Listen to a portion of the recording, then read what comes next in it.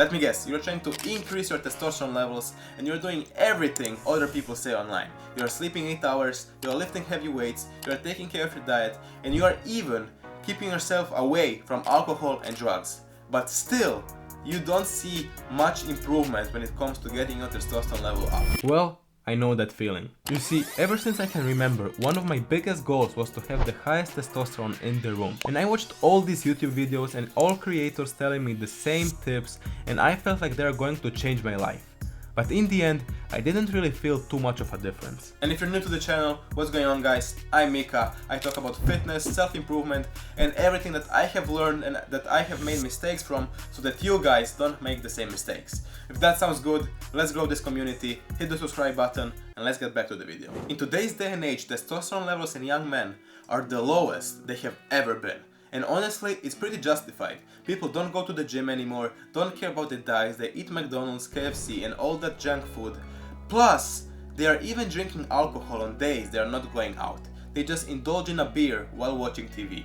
And all those habits stack up and they destroy your testosterone levels. So let me uncover the 3 hidden hacks that are proven to increase your testosterone levels. Step number 1 is going to be morning sunlight plus the cold exposure combo.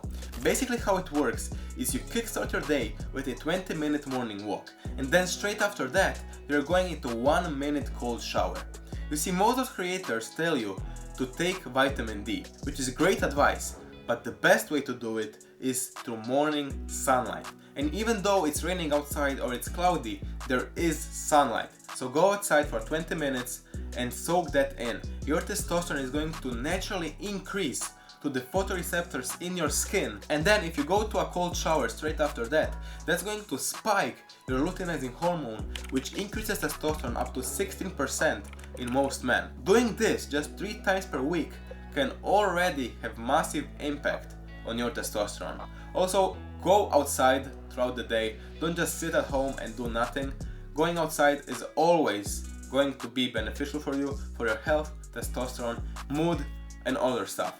Go outside, enjoy your time, don't just sit at home the whole day. Tip number 2 is going to be intermittent fasting paired with interval sprints. You see, intermittent fasting for 16 hours and eating for 8 hours already has great impact on our testosterone, but we are going to ramp that up a little bit. You're going to include 6 to 8 sets of 20 seconds all-out sprints with 1-minute walk in between 2 or 3 times per week. That is going to cause a lactate buildup in our body, which increases testosterone up to 16% in most men. Doing this just 2 or 3 times per week. Now, if we time our carbs 1 to 2 hours within that window, where we eat some kind of rice, oats, sweet potato, any kind of carbs, that is going to improve our recovery, plus is going to reduce our insulin spikes, which also increases testosterone.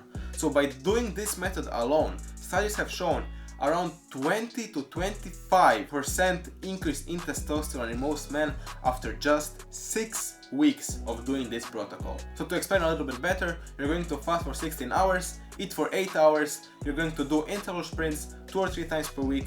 Yes, you can go for long runs if you enjoy them, but really focus on the sprints because that is going to increase our testosterone. Long runs, not so much. And then we're going to time our carbs for recovery and reducing insulin spikes. That way we're going to optimize intermittent fasting to its fullest potential. And lastly, tip number 3 is going to be active recovery. And you have heard this a million times already. You have to rest because overtraining is a real thing. Fatigue and exhaustion is a real thing, and when you're fatigued and exhausted, it actually spikes your stress levels. So the whole entire purpose of our recovery is going to be to reduce our stress hormone. And it's pretty simple. Instead of just resting and not doing anything, we're going to be focusing on active rest, doing 10 minutes of yoga, mobility, or even meditation if you're willing to give it a try. Those 3 things are shown to reduce stress levels much more than just regular resting.